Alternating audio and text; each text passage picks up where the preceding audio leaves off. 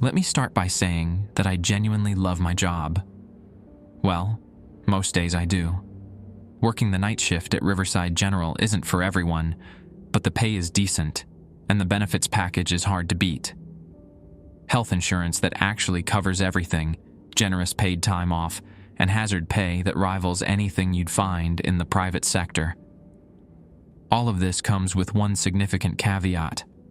Our patients aren't exactly human. I should clarify, we do treat humans. That's what the first 4 floors are for. Riverside General looks like any other hospital from the outside, and for the most part, it functions like one too. But if you have the right clearance to take the service elevator past the basement level, that's where things get different. Sublevel 1 through 3 is where we treat what the hospital administration officially calls non-standard biological entities. Those of us who work there just call them the night folk. Vampires, werewolves, shapeshifters, and other creatures that go bump in the night. They need medical care too, and Riverside is one of only 7 facilities in the country equipped to provide it. I've been working as a nurse on sublevel 2 for the past 3 years. It's usually the werewolf ward, though we get the occasional shapeshifter or were creature variant. My background was emergency medicine before this, which is apparently perfect for dealing with beings that can accidentally disembowel you during a panic attack. 3 years in, and I still have all my fingers and major organs, which is more than some of my colleagues can say. The thing about working with night folk is that everything is protocol. Every creature has specific handling procedures, and every situation has a pre-established response. Break protocol, and best case scenario, you end up with a write-up. Worst case, well, let's just say we've had a few closed casket funerals. The main rules are posted everywhere, and they're simple enough. Never enter a patient room alone. Always wear your marker bracelet while on shift. Follow all posted containment protocols for each ward. If you hear Code Crimson announced, proceed immediately to the nearest safe room. Never, under any circumstances, administer medication not explicitly approved for a specific species. Simple enough, right? That's what I thought too, until last Monday when they brought in patient 34B. I was working my usual night shift, 11 p.m. to 7 a.m. Things had been quiet. A werewolf with silver poisoning, a vampire with severe sunlight burns, and a shapeshifter stuck halfway between forms. Standard stuff. Then the emergency intake alarm blared. Dr. Bowman rushed past the nurse's station, pulling on a hazmat suit. "Bobby, I need you now. We've got a code yellow coming in." Code yellow. Something new. Something they didn't have established protocols for yet. I should have called in sick that night. I really should have called in sick. Because what they wheeled in wasn't like anything I'd seen before. And what followed changed everything I thought I knew about our hospital, the night folk, and the rules we're supposed to follow. Some rules I learned aren't meant to protect us from the patients. Some rules are meant to protect us from the hospital itself. The thing they wheeled in was wrapped in a thick, dark tarp that seemed to absorb light rather than reflect it. 4 security guards flanked the gurney, each one gripping the metal frame tight enough to whiten their knuckles. I could hear something moving under the tarp, a wet, sliding sound that made my skin crawl. "Bobby, get the isolation room prepped, now!" Dr. Bowman barked, his voice muffled through the hazmat suit. I scrambled to my feet and headed for room 13, our highest security containment area. As I punched in the code, I noticed my fingers were trembling. I'd never seen Dr. Bowman this agitated before. The man had once calmly stitched up a thrashing werewolf during the full moon without breaking a sweat. Something was very wrong. Room 13 had special features the other rooms didn't. Silver-reinforced walls, UV light options, and a complete oxygen lockdown system. I grabbed the tablet mounted outside the door and began the sterilization sequence. "Hang tight, Bobby," came Marge's voice from behind me. Marge Wilkins was the night charge nurse, a tough-as-nails woman in her 50s who'd been at Riverside since the special units opened. You're gonna need to see the special handling sheet for this one. Marge handed me a red folder. Red, not the usual yellow or blue. I'd never seen a red folder before. What's coming in? I asked, my mouth suddenly dry. Something from the quarry outside of town. Construction crew found it while blasting for the new highway expansion. She leaned in close, her voice dropping to a whisper. It already killed 3 people during transport. My stomach dropped. Why didn't they take it to sub-level 3?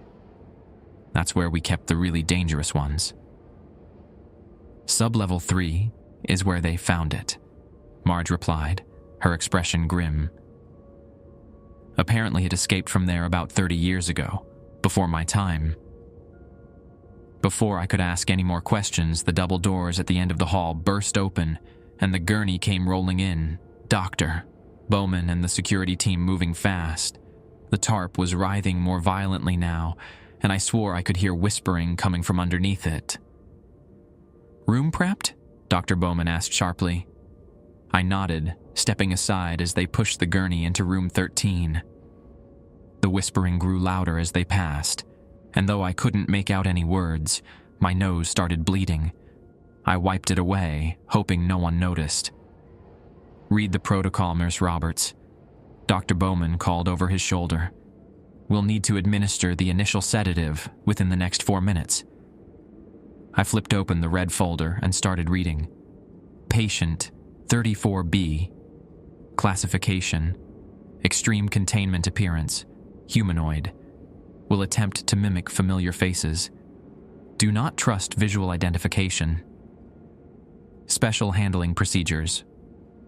1. Patient must remain in complete darkness at all times.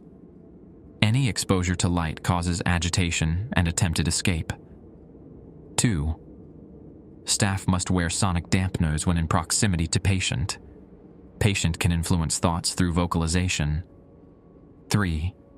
Only staff wearing approved marker bracelets may enter containment. Non-marked personnel will experience disorientation and may become susceptible to influence. 4th patient requires chemical sedation every 4 hours.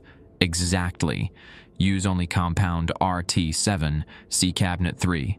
Dosage, 50 cc 5. In case of breach, activate code Crimson and proceed to nearest safe room. Do not attempt to subdue patient. 6. Never look at patient for more than 10 seconds continuously. 7. If patient speaks your name, exit room immediately and report to supervising physician. I just finished reading when Joe Blackburn, one of the security guards, stumbled out of room 13. His nose was bleeding profusely, and his eyes looked unfocused. It knows my name, he slurred, grabbing my arm. It shouldn't know my name, Bobby. It said my mama's name, too. Before I could react, Joe's eyes rolled back and he collapsed, foam bubbling at the corners of his mouth. I hit the emergency call button as doctor. Bowman emerged from the room. Damn it! Get the crash cart! He shouted, dropping to his knees beside Joe. I darted to get the crash cart while Marge called a code blue. By the time I returned, Joe's body was convulsing violently, his back arching at an impossible angle. Then, to my horror, dark, thread-like tendrils began seeping from his ears, nose, and the corners of his eyes. Get back! Dr. Bowman yelled, scrambling away from Joe's body. Isolation protocol! Joe's body went rigid, then collapsed completely. The dark threads retracted, disappearing back into his body. His eyes were open, staring blankly at the ceiling. What just happened? I whispered, my voice shaking. Dr. Bowman stood up slowly, removing his hazmat hood. His face was ashen.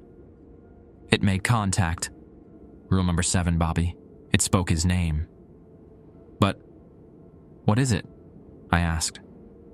Something old, Dr. Bowman replied, his voice heavy. Something that was here long before us. They found it back in '89 during the original hospital expansion. They thought they could study it, contain it. Then the incident happened. What incident? The one that's not in any of the official records. Marge cut in. The one where we lost an entire medical team and had to seal off part of Sub-Level 3. Dr. Bowman nodded grimly. I need to call Director Holt. Bobby, get the paperwork started for Joe. And for God's sake, make sure your marker bracelet is secure. I glanced down at the plastic band around my wrist, the strange symbols etched into it glowing faintly blue. I'd always thought they were just RFID trackers. What exactly do these do? I asked, holding up my wrist. Dr. Bowman paused at the door. They mark you as you, the real you, so it can't replace you. He left me standing there staring at Joe's body, the implications of his words sinking in like ice water through my veins. Marge touched my shoulder gently. Come on, Bobby. Let's get you some coffee. You look like you've seen a ghost. Not a ghost, I muttered, still staring at the closed door of room 13. Something worse. As we walked away, I could swear I heard my name being whispered from behind that door. Soft, insistent, and somehow familiar, like an old friend calling me home. Marge and I sat in the break room, the fluorescent lights humming overhead. I cradled a cup of coffee between my hands, more for warmth than caffeine. My body felt cold from the inside out.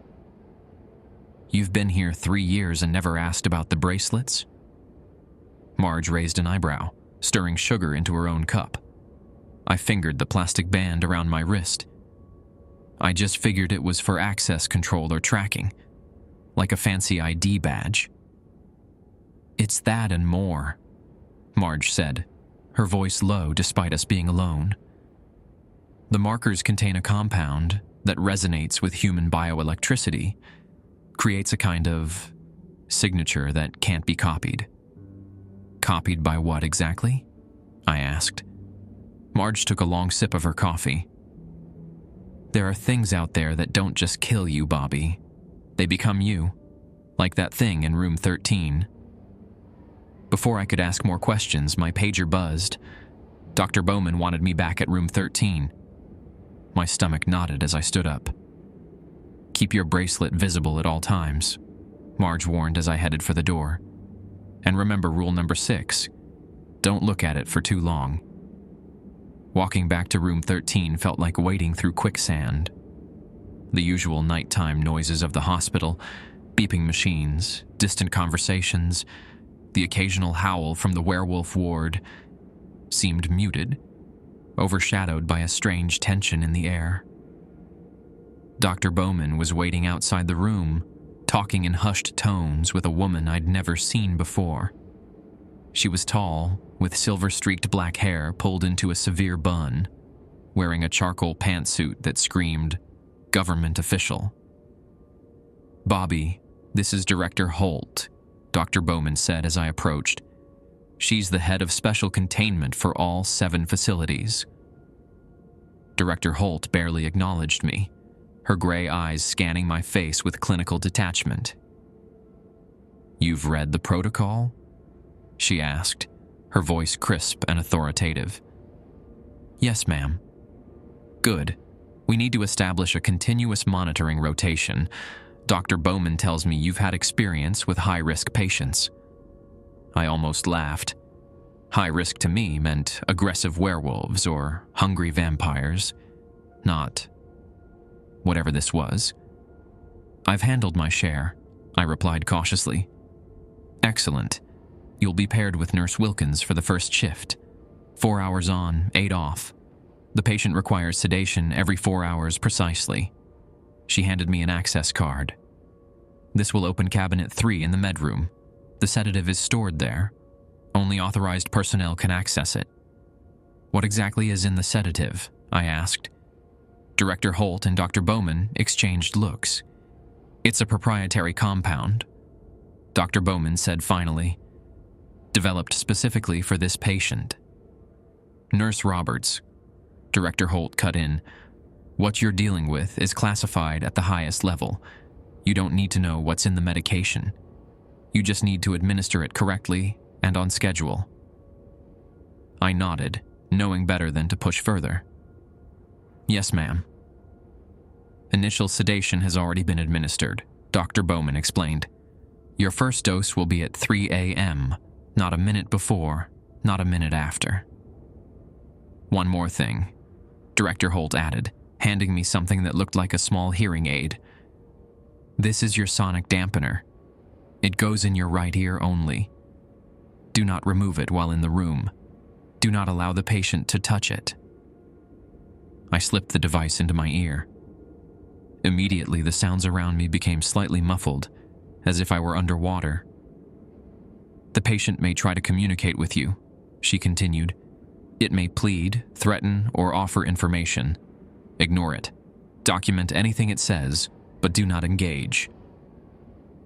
"What if it says my name?" I asked, remembering Joe. "Exit immediately and report to me," Dr. Bowman said firmly. "No exceptions." After a few more instructions and warnings, they left me to wait for Marge.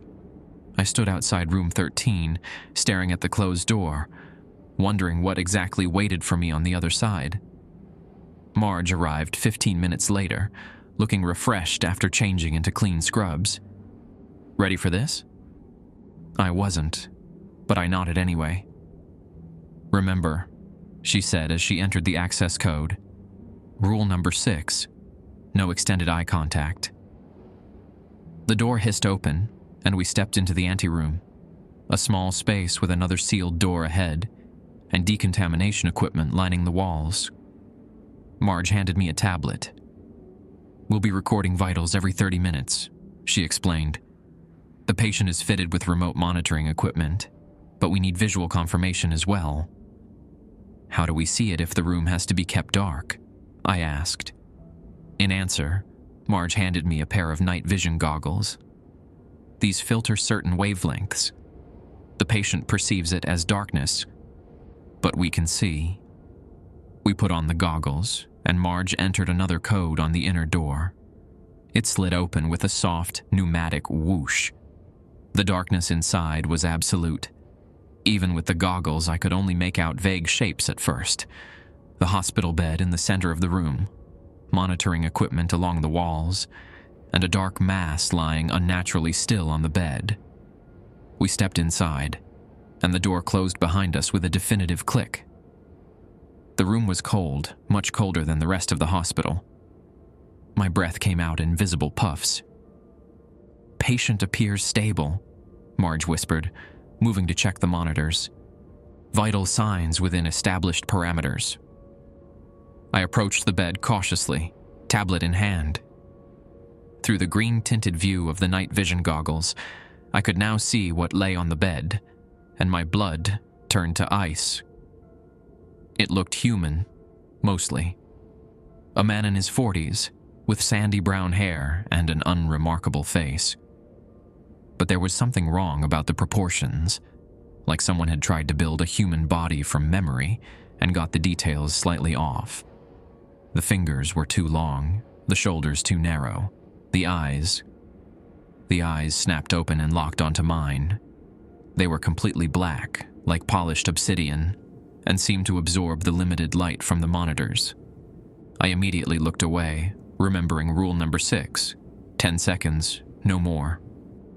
"Hello, Bobby," it said, the voice surprisingly normal, pleasant even, like a friendly neighbor greeting me over a fence. I felt Marge tense beside me. "Do not engage," she murmured. "That's not very polite, Marge," the thing on the bed said, its voice taking on a hint of amusement. "Bobby and I are just getting acquainted." I focused on the tablet, refusing to look at the patient again. My hands were steady as I entered the vital signs from the monitor, but inside my heart hammered against my ribs. "You're not what I expected," it continued. "Last time I was here, the staff was much older. Dr. Harrison was in charge then. Is he still around?" Marge continued her checks in silence. I followed her lead, moving to check the IV drip that presumably contained whatever kept this thing sedated. "He's not, is he?" The patient mused. None of them are. Such a shame what happened. All those brilliant minds, gone in an instant. My curiosity piqued despite my fear. Was it talking about the incident doctor Bowman mentioned? The lost medical team? As if reading my thoughts, it chuckled. Oh, they didn't tell you about that? About what I did to them? Or rather, what they did to themselves once I was inside their heads. That's enough, Marge said sharply. Nurse Roberts, check the restraints, please. I moved to examine the thick metal cuffs that secured the patient to the bed, wrists, ankles, and another band across its midsection. Each restraint glowed faintly with the same blue light as our marker bracelets. As I leaned over to check the wrist restraint, the patient turned its head slightly toward me. I kept my eyes averted, focusing on the task. I know what you dream about, Bobby, it whispered, so quietly that I wasn't sure Marge could hear. Those nightmares about drowning, about the lake where your brother died. I was there, you know. I saw everything. A cold spike of fear shot through me. No one knew about those dreams. I'd never told anyone about them, not even my therapist. I could bring him back for you, it continued, its voice slithering into my brain despite the sonic dampener. Would you like that? To see little Tommy again? I stumbled back from the bed, my heart racing. Marge grabbed my arm, steadying me. It's lying, she said firmly. That's what it does.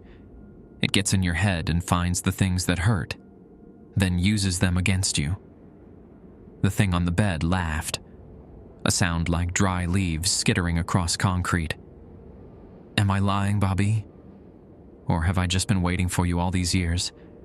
Someone who could understand what I really am. Someone who could help me.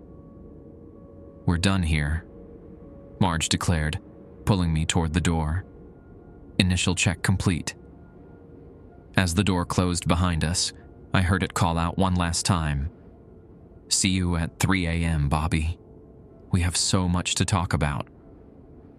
I yanked off the night vision goggles, blinking in the harsh light of the anteroom. My hands were shaking now. What the hell was that? I gasped. How did it know about my brother? Marge's face was grim as she removed her own goggles. That's what it does.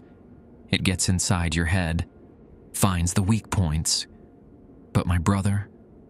I never talk about him. Never. It doesn't need you to talk about him, Marge replied, her voice softening. That's why we have the dampeners, but they're not perfect. The longer you're exposed, the more it can access. I leaned against the wall, trying to steady my breathing. I have to go back in there in 4 hours. Alone. Not alone, Marge corrected. You'll be with Clint from security. Nobody goes in there solo. Rule number 1, I muttered. Never enter a patient room alone. Marge nodded. That rule exists for a reason, especially with patient 34B. The hours crawled by, each minute stretching into what felt like an eternity. I tried to focus on my regular duties, checking on the werewolf with silver poisoning in room 4, changing the IV bag for the vampire in room 7, but my mind kept drifting back to room 13 and what waited for me there. You look like hell warmed over, Billy Jenkins commented as I changed the dressing on his silver-burnt arm. Billy was a local mechanic who happened to be a werewolf. He'd gotten into a fight with some drunk hunters who'd shot him with silver buckshot. Something going on down here tonight? Just a complicated new admission, I replied, careful not to share details. Billy's nostrils flared slightly. Werewolves could smell fear, and mine was probably coming off me in waves. Must be something real nasty, he said, eyeing me curiously. You weren't this jumpy when I came in last full moon and nearly took your arm off. I managed a weak smile. That was just you being you, Billy. We're used to werewolves around here. But not used to whatever's got everyone walking on eggshells, he observed. Even Dr. Bowman looks spooked, and that man has ice in his veins. I finished taping the fresh bandage and moved to record Billy's vitals. You should get some rest. That silver's still working its way out of your system. Billy grabbed my wrist, his grip firm but not threatening. Word of advice, Bobby? Whatever it is, don't let it smell your fear. Predators always go for the scared ones first. I nodded, grateful for the advice even if I doubted it would help with patient 34B. Whatever that thing was, it went beyond simple predator-prey dynamics. By 2:30 a.m., I was in the medroom, accessing Cabinet 3 with the special card Director Holt had given me. Inside was a single vial of cloudy greenish liquid and a sealed, sterile syringe. The label on the vial simply read RT7 with today's date. "That's some nasty-looking stuff," came a deep voice from behind me. I turned to see Clint Reeves, the night security guard assigned to accompany me. Clint was built like a linebacker, with broad shoulders and arms thick as tree trunks. His dark skin was covered in intricate tattoos that disappeared beneath his uniform sleeves. Protection symbols, I'd heard, though I'd never asked him directly. "They tell you what's in it?" he asked, nodding at the vial. "Proprietary compound," I replied, repeating what Dr. Bowman had told me. Clint snorted. "That's admin speak for you don't want to know." I carefully measured 50 cc of the green liquid into the syringe. It was viscous, moving slowly like cold honey. "You've dealt with patient 34B before?" "Not directly," Clint said, his expression darkening. "But I was here during its last containment, 20 years ago." I looked up, surprised. I thought it escaped 30 years ago. It did. They recaptured it about 10 years later, kept it here for nearly 8 months before the incident happened. He tapped his marker bracelet meaningfully. These weren't standard issue back then. A lot of people died because of that oversight. My mouth went dry. How many is a lot? 23 staff members, Clint said quietly, plus 4 patients who were caught in the crossfire. It replaced them one by one over weeks. By the time anyone realized what was happening, it had already spread too far. I finished preparing the medication with slightly trembling hands. And now it's back. "Now it's back," Clint agreed grimly. "And honestly, I'd rather face 100 pissed-off werewolves than go into that room." That wasn't exactly comforting coming from a man who looked like he could bench press a car. "But we've got better containment now," he added, probably seeing the fear on my face. "Better protocols. Just stick to the rules and we'll be fine." We walked to room 13 in silence, the only sound the soft squeaking of our shoes on the linoleum and the distant moans from the shapeshifter ward. I checked my watch, 2:53 a.m. Still a little early, but we needed time to suit up. Dr. Bowman was waiting for us outside the room, reviewing data on a tablet. "Right on time," he said, looking up. "Any issues with the medication?" "No, sir," I replied, showing him the syringe. "Good. Remember, exactly 3 a.m., not a minute before or after." He handed me a fresh sonic dampener. "Replace your current one with this. They need to be changed every 8 hours." I swapped out the devices, the hospital sounds momentarily rushing back to full volume before becoming muffled again. "I'll be monitoring from the observation station, Doctor." Bowman continued. "If anything, and I mean anything, seems off, activate the emergency call button and get out." Clint and I nodded in unison. Dr. Bowman gave us one last appraising look before heading to the observation room down the hall. "Ready?" Clint asked, his hand hovering over the keypad. I wasn't sure I'd ever be ready, but I nodded anyway. As I'll ever be. We entered the anteroom and donned our night vision goggles. The clock on the wall read 2:57 a.m. 3 minutes, I said. holding the syringe carefully. Clint checked his taser, standard issue for security, though I doubted it would do much against whatever waited for us. Remember, no direct eye contact for more than 10 seconds. And if it says my name, exit immediately, I added. No matter what, Clint emphasized. Even if I'm down, you get out. Clear? Clear. At exactly 2:59, Clint entered the code for the inner door. It slid open silently, revealing the pitch-black room beyond. Through my night vision goggles, I could see patient 34B lying on the bed, just as before. It appeared to be sleeping, its chest rising and falling in a regular rhythm. We stepped inside, and the door sealed behind us. The temperature seemed even colder than before, the air heavy with a metallic smell that reminded me of old pennies. Patient 34B, I announced, keeping my voice professional. It's time for your medication. The thing on the bed opened its eyes slowly. Through the green tint of the goggles, those black orbs looked like holes in reality. "Ah, Bobby," it said, its voice somehow both sleepy and alert. "Right on time. And you brought Clint with you. Hello, Clint. It's been a while."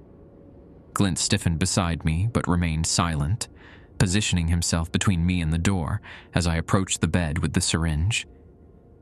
"You've grown since I last saw you," the patient continued, addressing Clint. "You were just a security trainee back then, so young and frightened. Do you still dream about what you saw that day in the morgue?" I focused on prepping the IV port, refusing to look at patient 34B's face. My hands were steady now, the familiar routine of administering medication taking over. "The silence treatment? How rude," it sighed, "especially when I have so much to offer you both." I checked my watch, 2:59:45, 15 seconds to go. "You know, Bobby," it said conversationally, "your brother didn't die instantly when he drowned. Did they tell you that? He was conscious under the water for nearly 2 minutes, calling for you, wondering why you didn't jump in to save him." I gritted my teeth, forcing myself to watch the seconds tick by. 2:59:50, 51:52. "And Clint," it continued, "what would your husband say if he knew what you really did during the containment breach? The choices you made? The people you sacrificed?" From the corner of my eye, I saw Clint's hand tighten on his taser. I pushed the plunger on the syringe, watching the green liquid flow through the IV line. Patient 34B let out a long, satisfied sigh, like someone sinking into a hot bath. "That's the good stuff," it murmured. "Do you know what you're putting into me, Bobby? Do you know what RT7 really is?" I disconnected the syringe, careful not to let my fingers brush against its skin. "It's them," patient 34B whispered. "Liquefied, processed, the essence of what I need. RT7, room 13, 7 bodies, the last 7 who died trying to contain me." My stomach lurched. It was lying. It had to be lying. "The hospital doesn't waste anything," it continued, voice growing slightly slurred as the medication took effect. "Especially not the parts that could be useful." "We're done here," Clint said firmly, touching my shoulder. "Step back, Nurse Roberts." I began to move away from the bed when patient 34B suddenly jerked forward, the restraints creaking under the strain.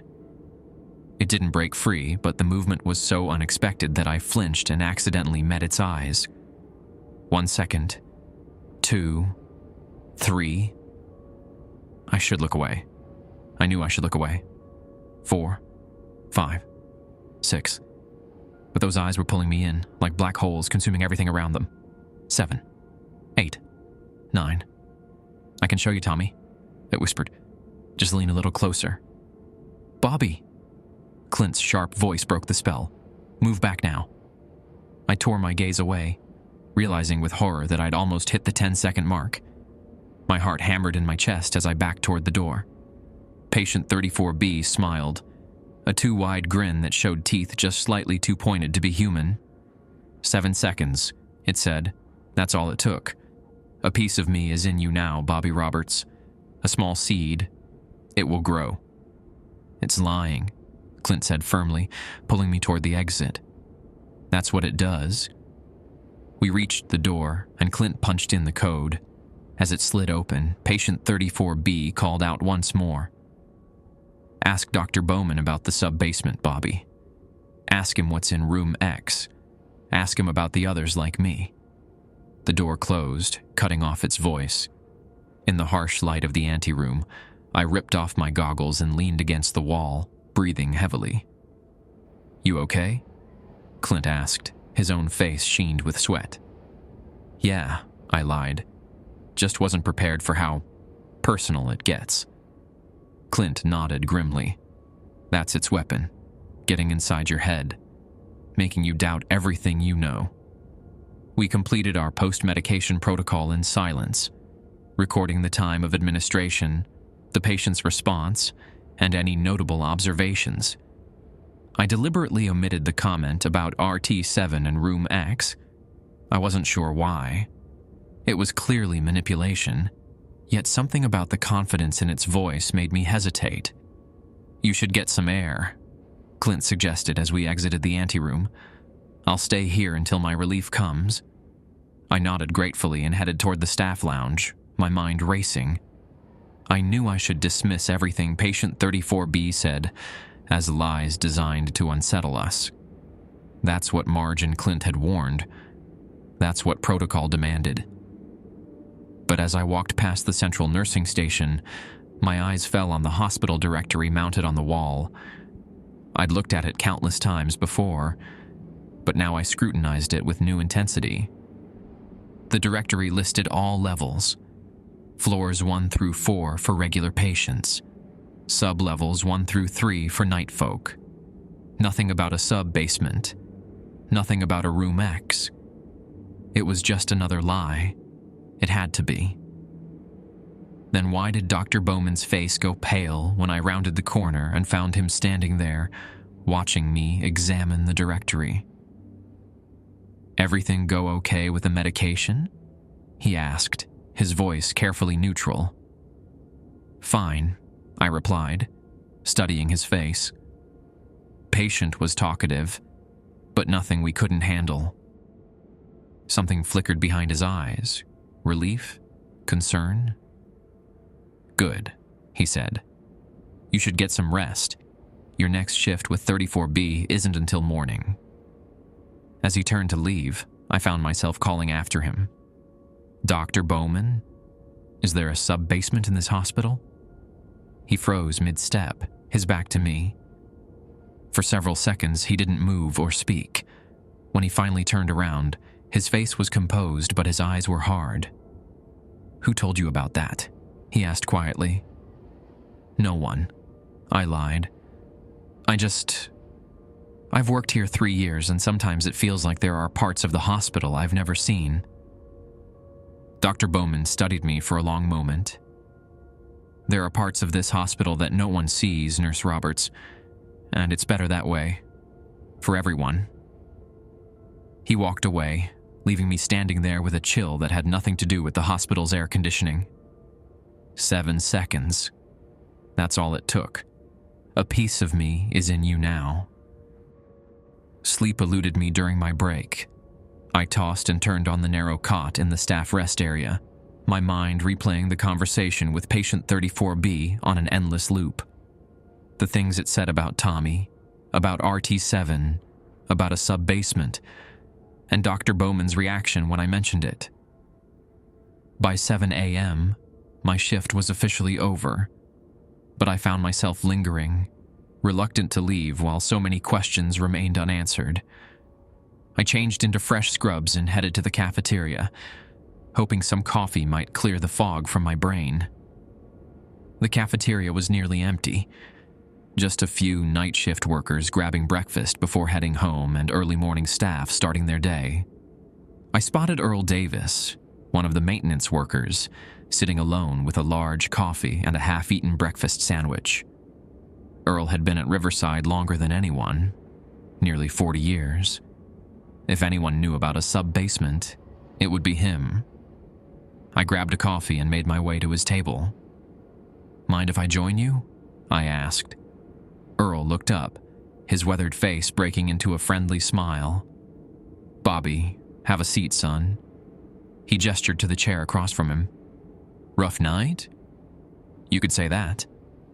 I sat down, wrapping my hands around the warm coffee mug. "New patient in room 13. Earl's smile faltered. His eyes darted around the cafeteria before settling back on me. "Ah," he said quietly. "That explains all the suits running around last night. You know about it?" I kept my voice low. "Been here long enough to see it come and go."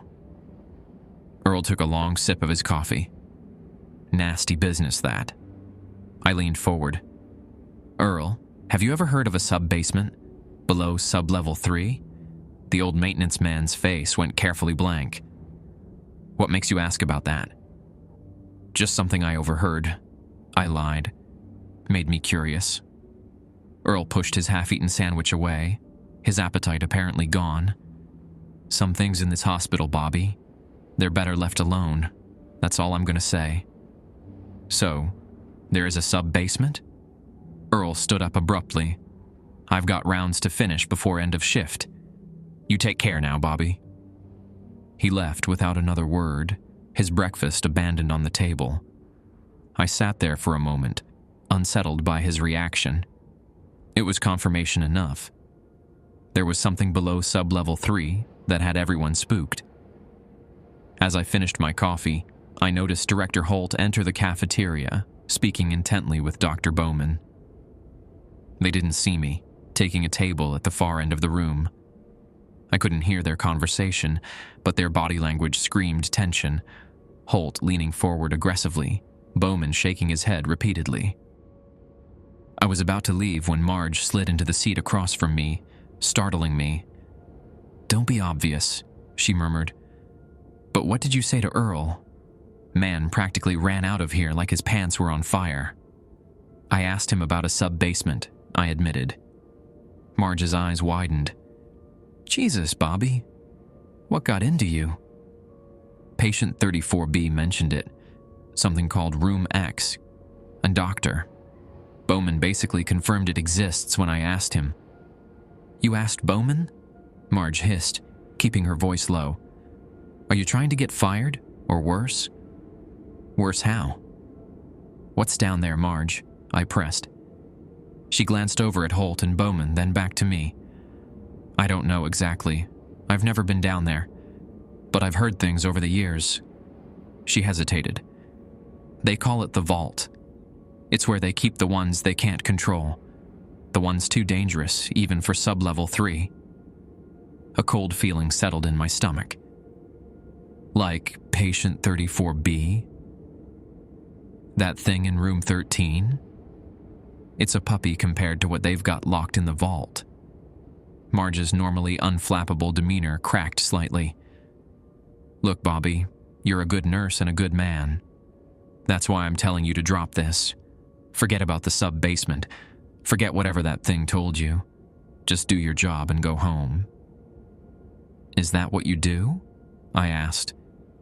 "Just ignore everything strange going on here?" Marge's eyes hardened. "I've been here 15 years. I've seen things that would turn your hair white. And yes, sometimes I ignore them because the alternative is worse." "What alternative?" "Becoming involved," she said grimly. "People who get too curious about this place tend to disappear, Bobby. Or they end up working here permanently, like me." I frowned. "What do you mean, permanently?" Marge checked her watch. "My shift starts in 10 minutes. Just be careful, okay? Stick to the rules. They exist for a reason." She got up to leave, but I caught her arm. "Marge, wait. What did you mean about working here permanently?" She hesitated, then sighed. Did you ever wonder why some of us never seem to leave? Why we work crazy hours, holidays, weekends? Why we don't talk about our lives outside this place? I had wondered, actually. Marge and several others seemed to practically live at the hospital. It's because we don't have lives outside anymore, she continued, her voice barely above a whisper. Some of us know too much. Some of us have seen too much. And some of us... She glanced down at her marker bracelet. Some of us aren't entirely ourselves anymore. Before I could respond, she walked away, leaving me with a chill that coffee couldn't warm. I should have gone home then. Should have clocked out, driven back to my apartment, and tried to forget everything about patient 34B in the mysterious sub-basement. But something kept me there. Curiosity, stubbornness, or maybe something darker planted in those 7 seconds of eye contact. Instead of leaving, I found myself wandering down to sub-level 3, a floor I rarely visited. It housed our most dangerous patients, elder vampires, berserker werewolves, and creatures so rare they didn't even have proper classifications. Access was restricted, but my badge worked on the elevator. Sub-level 3 looked similar to the other floors, but with enhanced security, reinforced doors, more cameras, and at least 3 armed guards visible from the elevator. I tried to appear casual as I walked past the nurse's station, nodding to Jenny Colton, the charge nurse. "Bobby, what brings you down here?" she asked, surprised. "Doctor?" "Bowman asked me to pick up some files." I lied smoothly. "Said they'd be at the main desk." Jenny frowned. "He didn't mention anything to me about it." "Must have slipped his mind," I said with a shrug. "You know how he gets when things are hectic." Jenny seemed dubious, but didn't challenge me further. "What files are you looking for?" I took a chance. "Something about patient 34B, from their previous stay here." Her face paled slightly. "That information is restricted. You'd need Director Holt's clearance for those files." "Oh, right," I said, feigning embarrassment. "I'll go back and clarify with Dr. Bowman. Sorry to bother you." I turned to leave, but not before glancing around the floor layout. Unlike the other sublevels, this one had a service corridor that extended beyond the patient rooms, a long hallway that ended at a heavy metal door marked "Maintenance Only." I'd walked halfway back to the elevator when the alarms started blaring. Red lights flashed along the corridors, and a calm, automated voice announced, "Code Crimson. All personnel proceed to nearest safe room. This is not a drill. Code Crimson. Code Crimson. Containment breach." My heart began racing as staff members rushed past me toward the designated safe rooms. Jenny was already ushering nurses and orderlies through a reinforced door marked SR3A. "Bobby!" she shouted over the alarm. "Get in here now!" I was about to comply when I noticed something strange, a red light blinking on my marker bracelet. It had never done that before. As I looked around, I saw that everyone else's bracelets were blinking too. "Bobby!" Jenny shouted again. I ran toward the safe room, but just before I reached it, the heavy metal door at the end of the service corridor burst open. 2 security guards came sprinting through, their faces masks of terror. Behind them, something moved in the darkness, something large and formless, like living shadow. "Seal it!" one of the guards screamed. "Seal the door." Jenny pulled me inside the safe room and slammed the heavy door shut just as the guards reached us. I caught a glimpse of the shadowy mass surging forward before the door sealed with a pneumatic hiss. Inside, about 15 staff members huddled in the reinforced room. The guards collapsed against the wall, breathing heavily. "What the hell was that?" I asked. "Vault breach," one of the guards panted. "Something got out." "Was it 34B?" Jenny asked, her face pale. The guard shook his head. "Worse. Much worse. Containment team is on their way, but..." A massive impact shook the door, cutting him off. Everyone fell silent. Another impact followed, stronger than the first. The reinforced door, designed to withstand a rampaging werewolf, actually dented inward. "It shouldn't be able to find us," the second guard whispered. "The safe rooms are shielded." A third impact. The dent grew larger. "Unless it knows where we are," the first guard said, his eyes shifting to me. "Unless someone told it." Before I could protest, my marker bracelet began blinking faster, the red light pulsing in sync with each impact on the door. Around the room, other bracelets remained steady, only mine changing rhythm. "His bracelet," someone hissed. "Look at his bracelet." All eyes turned to me. I held up my wrist, watching in horror as the bracelet blinked rapidly. "I don't understand," I said, panic rising in my throat. "What's happening?" The first guard drew his weapon and pointed it at me. "Take off the bracelet. Slowly." With trembling fingers, I unclasped the marker bracelet and placed it on the floor. It continued to blink, faster now, almost strobing. 7 seconds, I whispered, remembering patient 34B's words. "A piece of me is in you now." Another impact shook the door, the metal groaning under the strain. The guard kept his weapon trained on me. "What did you do, Roberts?" he demanded. "What did you let in?" "Nothing, I swear." "Your bracelet is compromised," Jenny said, backing away from me. "That's not supposed to be possible unless—" She didn't finish the thought, but the implication hung in the air. Unless I wasn't me anymore. Unless whatever was outside had already gotten inside. Inside me. The impacts stopped suddenly. The silence that followed was almost worse than the pounding. My discarded bracelet still blinked on the floor, but slower now, like a heartbeat. Then, the intercom crackled to life. Dr. Bowman's voice filled the room, tense but controlled. "Attention all personnel. Containment has been restored. Remain in safe rooms until security verifies all areas.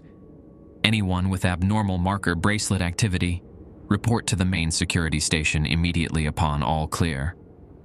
The guard didn't lower his weapon. "You heard him, Roberts. You're coming with me once we get the all clear." I nodded numbly, staring at my blinking bracelet on the floor, wondering what it meant. What had happened during those 7 seconds of eye contact with patient 34B, and more importantly, what had just escaped from the vault. The security team escorted me to a small, windowless room on sublevel 1 that I'd never seen before.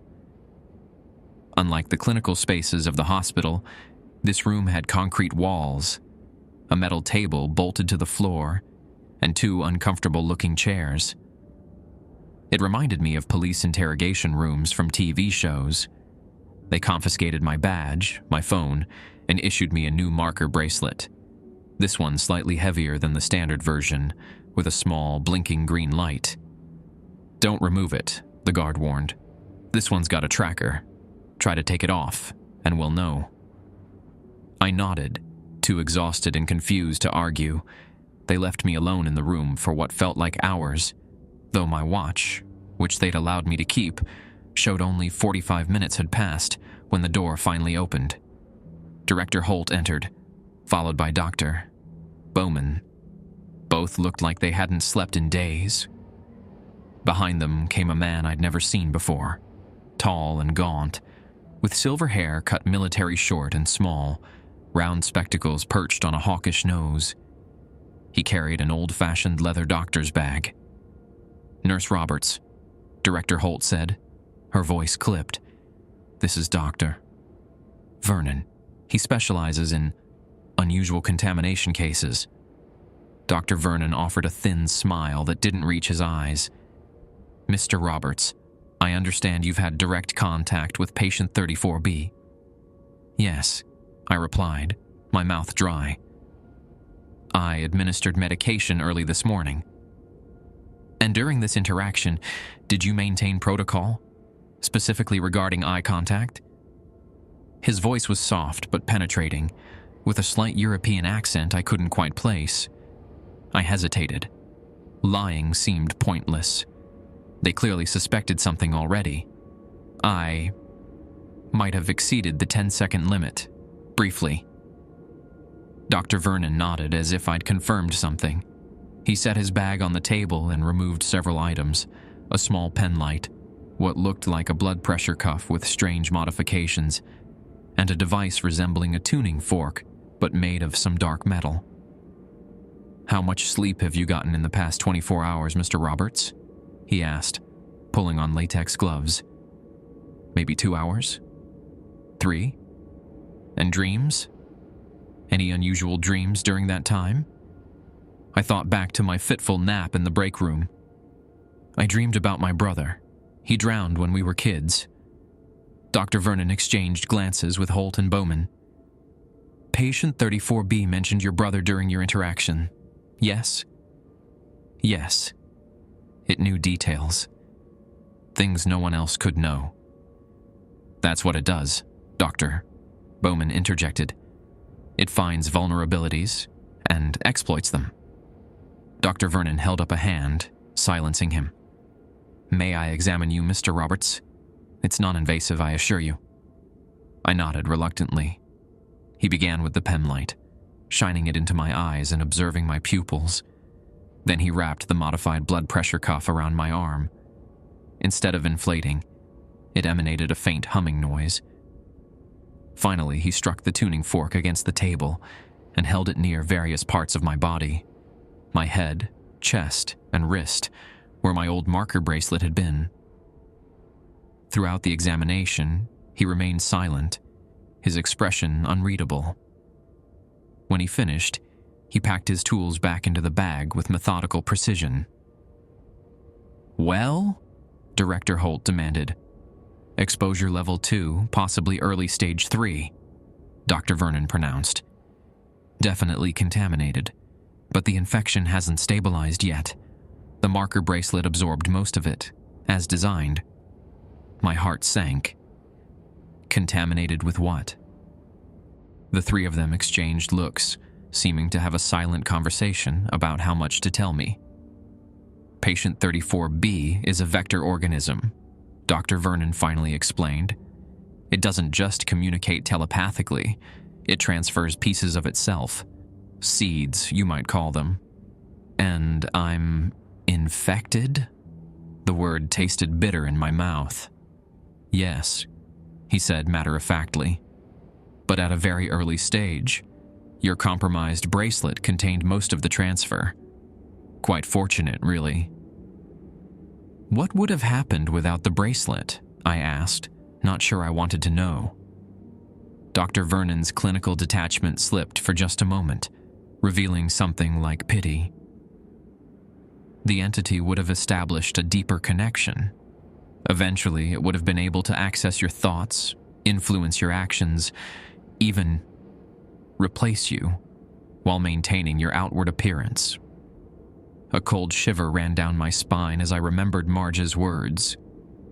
Some of us aren't entirely ourselves anymore. "How do we fix it?" I asked, trying to keep my voice steady. "I'll prescribe a regimen of specialized medication," Dr. Vernon said, opening his bag again. "And you'll need to wear this enhanced marker bracelet for at least 2 weeks. It will monitor the contamination levels and help neutralize any remaining seeds." He removed a small amber bottle from his bag and set it on the table. 2 tablets every 6 hours. They may cause headaches, nausea, vivid dreams, all normal side effects. "And the breach?" I asked, looking at Dr. Bowman. "What got out of the vault?" The room went silent. Dr. Vernon stopped writing on his prescription pad, and Director Holt's already severe expression hardened further. "That information is classified," she said coldly. "With all due respect, Director," I countered, surprising myself with my boldness.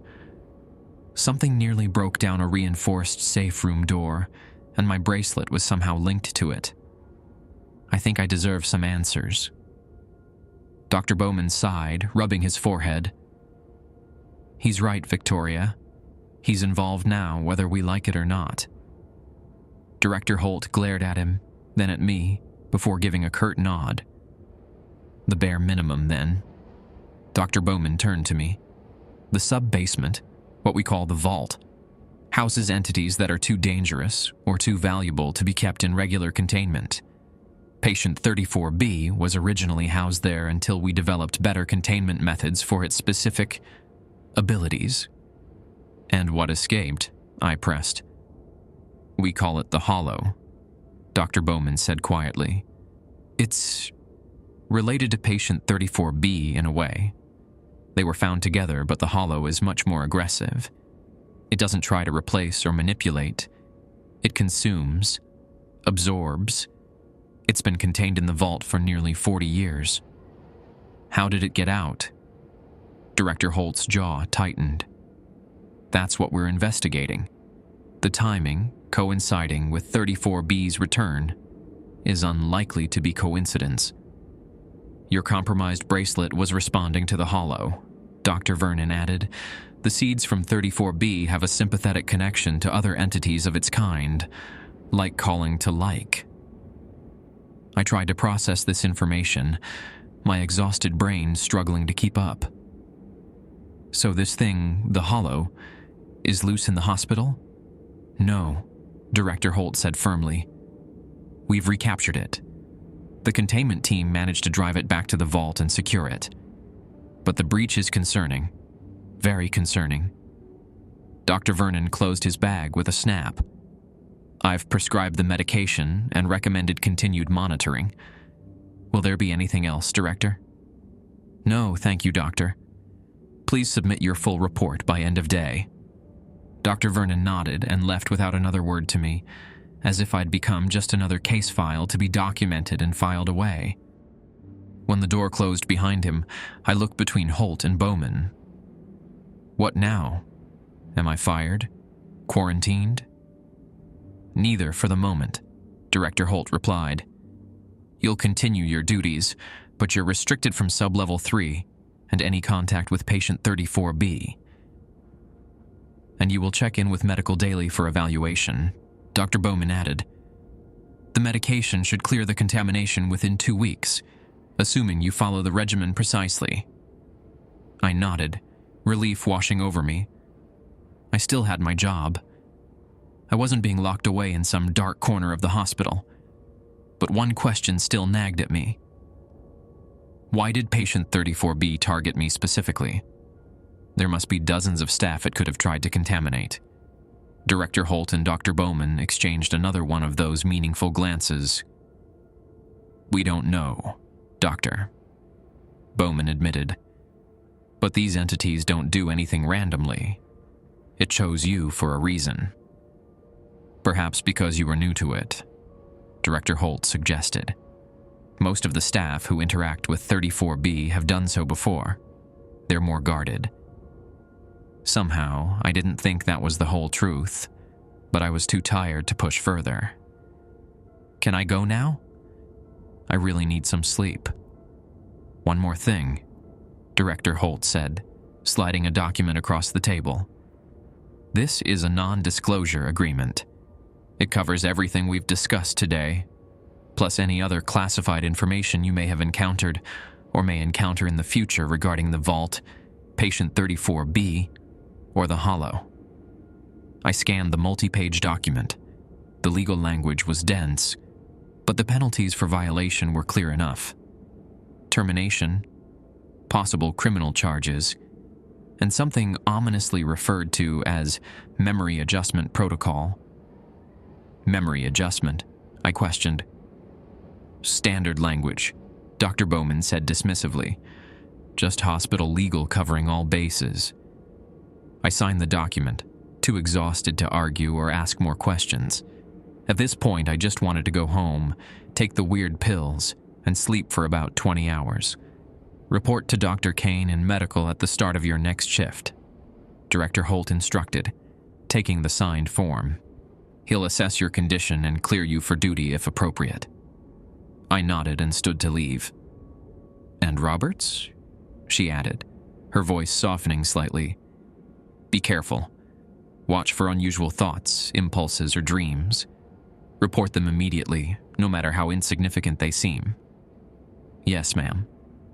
As I reached the door, Dr. Bowman called after me. "Bobby, about your brother. Patient 34B uses personal tragedies to manipulate. Whatever it told you about Tommy, don't let it get to you." I appreciated the sentiment, but it was too late for that. The seed had already been planted, in more ways than one. I drove home in a daze, the amber bottle of pills rattling in my pocket. My apartment felt strangely unfamiliar, as if I'd been gone for weeks instead of a day. My cat, Merlin, greeted me with his usual indifferent meow before demanding breakfast. The normality of feeding my cat and changing into pajamas felt surreal after everything that had happened. I swallowed 2 of the prescribed pills with a glass of water. They tasted bitter, with an aftertaste like burned metal. As I crawled into bed, pulling the blackout curtains closed against the morning sun, I couldn't stop thinking about everything I'd learned. The vault, the hollow, patient 34B, and its strange connection to me. Most disturbing was the realization that some of the hospital staff might already be compromised. Marge had practically admitted as much. How many others? And how would I know who to trust? Sleep came quickly, dragging me under like a riptide, and with it came the dreams. I stood at the edge of a lake. The same lake where Tommy had drowned 20 years ago. The water was black and still, reflecting nothing, not even the moonlight that illuminated everything else.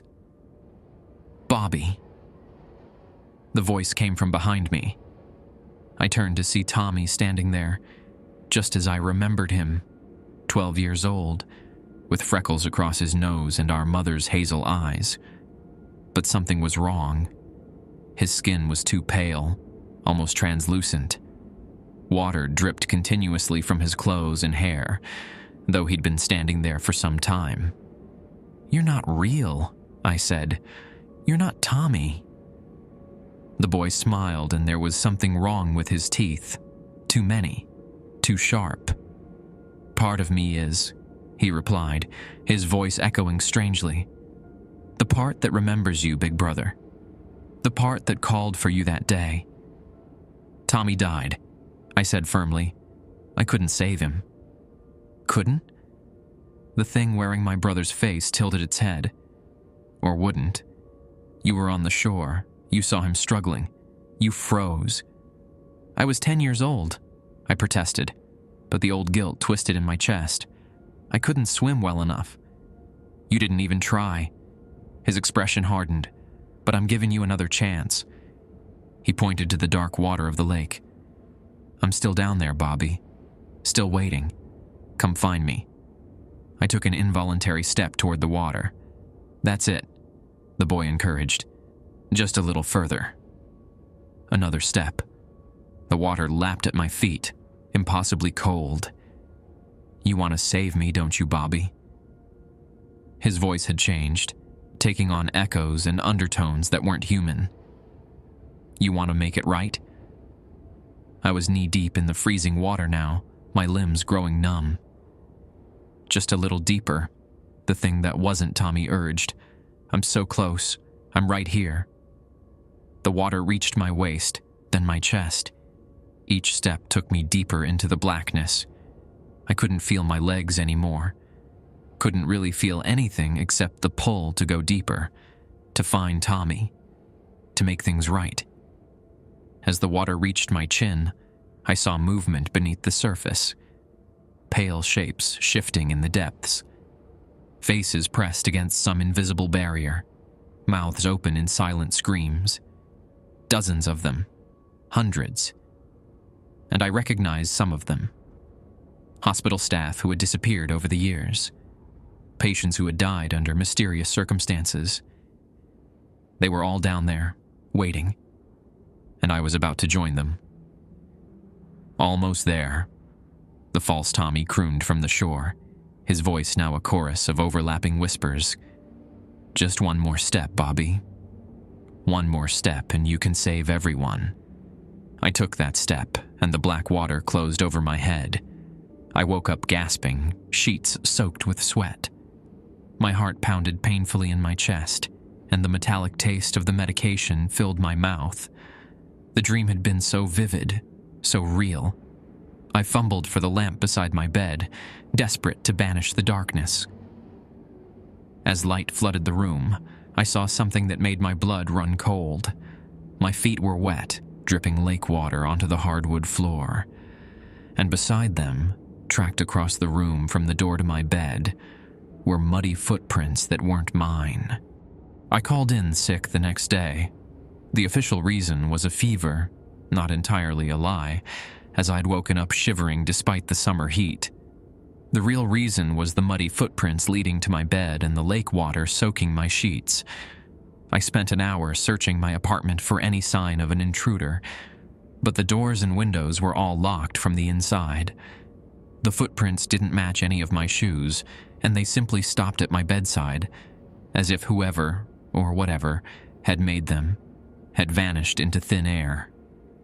By noon, I'd taken another dose of Dr. Vernon's medication and was slumped on my couch, feeling simultaneously wired and exhausted. The TV was on, playing some mindless daytime talk show that I wasn't really watching. Merlin was curled up beside me, unusually clingy, as if sensing something was wrong. My phone rang. Dr. Bowman. "Roberts," he said when I answered, skipping any greeting. "Doctor, Kane says you called in sick." "Yeah, I'm not feeling great," I replied. "Probably side effects from the medication." There was a pause. "What kind of side effects?" I hesitated. Should I tell him about the footprints? The dream that felt too real? Something held me back. Fever, nausea, weird dreams. Dr. Vernon said that was normal. "It is," Bowman confirmed. "But I'd like you to come in anyway. We need to monitor your condition more closely than I initially thought." "I can come in tomorrow," I offered. "I should be feeling better by then." "Today, Roberts." His tone left no room for argument. "As soon as possible." I sighed, rubbing my temples where a headache was forming. "Is something wrong?" Another pause. "We've had some developments with patient 34B. It's been asking for you specifically." That sent a chill down my spine. "What did it say?" "Nothing specific. It just keeps repeating your name and saying you have something it needs." Bowman's voice tightened. "Look, I know you feel like hell right now. The medication is rough, but I need you to come in so we can run some additional tests. Make sure the contamination isn't progressing." The idea of going back to the hospital filled me with dread. But Bowman was right. If something was wrong with me, if the seeds patient 34B had planted were growing despite the medication, I needed to know. "I'll be there in an hour," I relented. "Good. Come directly to medical on sublevel 1. Use the service elevator by the loading dock. Less people that way." The call ended, and I sat there for a moment, scratching Merlin behind the ears. "What do you think, buddy? Am I losing my mind, or am I actually contaminated by some ancient entity?" Merlin blinked slowly at me, purring. "Yeah, that's what I thought too." The hospital seemed different somehow when I arrived. Quieter, tenser. The few staff members I passed in the service corridors averted their eyes or gave me a wide berth. Word had clearly spread about my contamination. The medical unit on sublevel 1 was a small but well-equipped facility, separate from the main patient care areas. It primarily served staff who were injured on duty or exposed to potential contaminants from nightfolk patients. Dr. Kane was waiting for me, a short, sturdy man with salt and pepper hair and the perpetually tired expression of someone who'd seen too much. He wore standard scrubs beneath his white coat, but the enhanced marker bracelet on his wrist matched my own. "Bobby," he greeted me with a nod. How are the meds treating you? Like I drank drain cleaner and chased it with battery acid, I replied. He chuckled dryly. Sounds about right. The metallic taste is the worst part. It fades after a few days. He led me to an exam room and went through the standard checks: vitals, pupil response, reflexes. Then he drew several vials of blood and had me provide a urine sample. Any unusual experiences since starting the medication? He asked as he labeled the samples. Blackouts? Lost time? Hearing voices? Just weird dreams, I said, deciding to keep the footprints to myself for now. Really vivid ones about my brother who died when we were kids. Dr. Kane nodded thoughtfully. That tracks. The entities like 34B often work through emotional trauma. Easier access point. He made some notes in my chart. The medication should help suppress those dreams. If they continue or intensify, let me know immediately. I wanted to ask him more questions, but Dr. Bowman entered before I could. His face was grave. The tests? He asked Dr. Kane. Running now. Initial readings are within expected parameters. Kane glanced between us. I'll go check on those samples. He left, closing the door behind him. Dr. Bowman took the vacated seat, looking tired. You look like hell, I observed. Been a long 24 hours, he replied. Between 34B's increased activity and dealing with the aftermath of the Hollow's breach, I haven't slept much. What did patient 34B want with me? I asked. You said it's been asking for me. Bowman reached into his lab coat and removed a small digital recorder.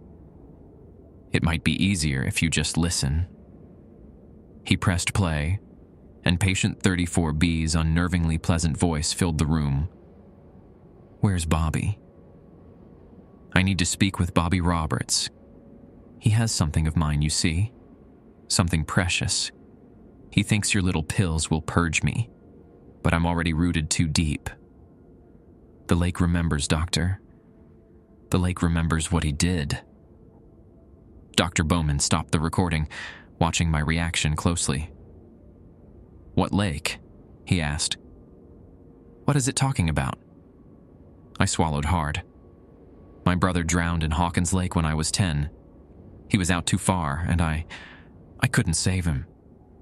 And you dreamed about this lake recently? I nodded. Last night, after taking the medication. Bowman's expression darkened.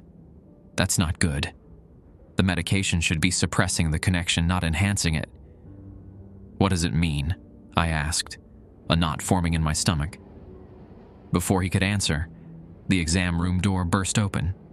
Dr. Kane stood there, face pale. We have a problem, he said tersely. Robert's blood work. The contamination markers are off the charts. Dr. Bowman stood abruptly. That's not possible. The medication isn't working, Kane finished. At least not on him. He looked at me with a mixture of fear and clinical interest. Either he's got a natural immunity to the treatment, or the connection is stronger than we thought, Bowman concluded grimly. The two doctors stared at me as if I'd suddenly grown a second head. I shifted uncomfortably under their scrutiny. So, what happens now? I asked. Stronger medication? Different treatment? Quarantine, Bowman said flatly. Isolation until we can develop an alternative approach. For how long? As long as necessary. The walls of the small exam room seemed to close in around me. I felt trapped, cornered. A wave of claustrophobia washed over me, along with something else. Something angry and desperate that didn't quite feel like my own emotion. No, I said, the word coming out before I'd even decided to speak. I'm not being locked away because your treatment isn't working. Dr. Bowman's expression hardened. This isn't a request, Roberts. It's protocol. Screw protocol, I snapped, surging to my feet. I didn't ask for this. I didn't ask to be contaminated by some thing that's playing mind games with me. My vision blurred momentarily, and I noticed with a distant sort of horror that the lights in the room were flickering. The metal instruments on the nearby tray began to rattle. "Bobby," Dr. Kane said cautiously, "I need you to calm down. Your marker readings are spiking." I looked down at my wrist. The green light on my enhanced bracelet was now flashing red, the same as before during the Hollow's breach. Fear cut through my anger like a cold knife.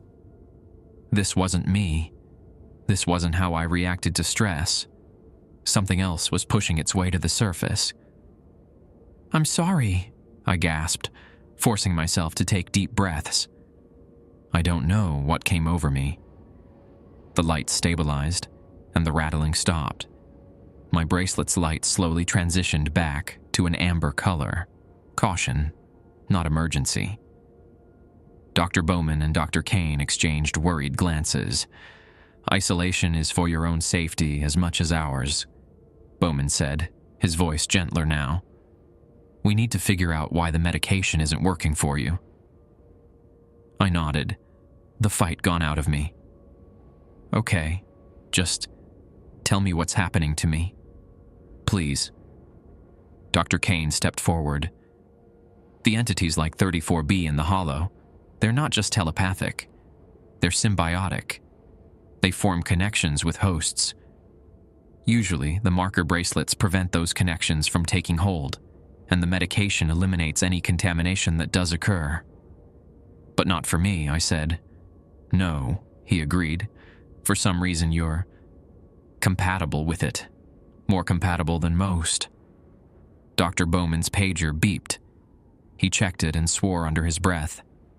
"Patient 34B is becoming agitated. We need to move Roberts to isolation now before—" An alarm cut him off, the same blaring sound I'd heard during the Hollow's breach. "Code Crimson." "That's not possible, Doctor," Kane whispered. "The containment on room 13 was reinforced after you brought it in. It shouldn't be able to."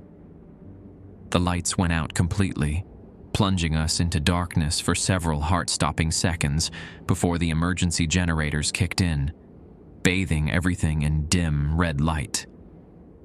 "Move," Dr. Bowman barked, grabbing my arm. "We need to get to a safe room." We hurried into the corridor, joining the flow of panicked staff members rushing toward the nearest safe room. The alarm continued to blare, punctuated by the automated announcement, "Code Crimson.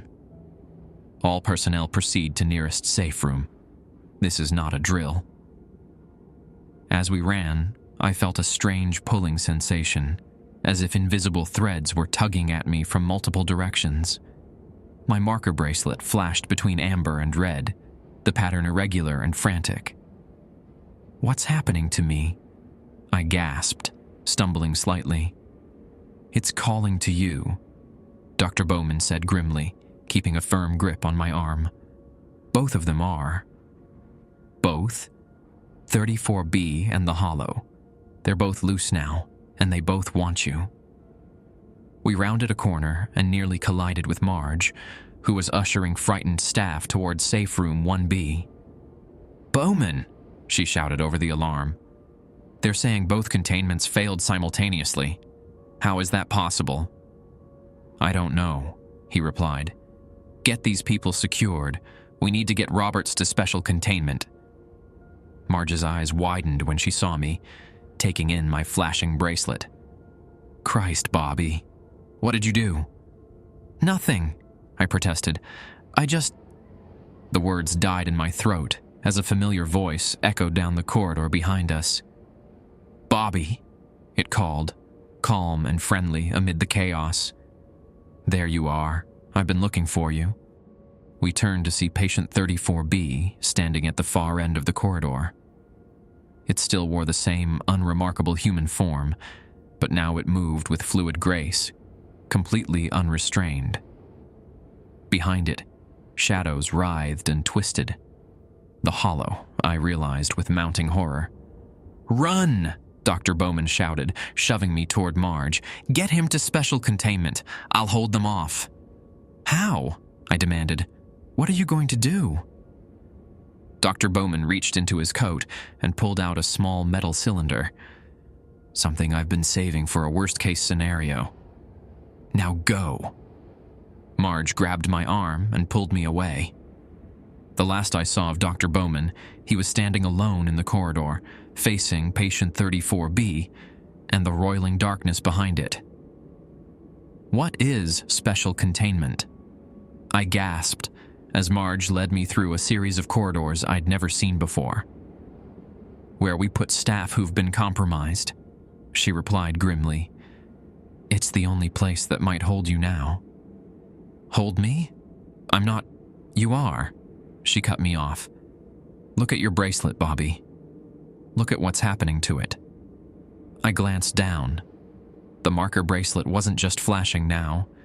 It was changing color entirely, shifting from Riverside's standard blue to a deep, unnatural purple. What does that mean?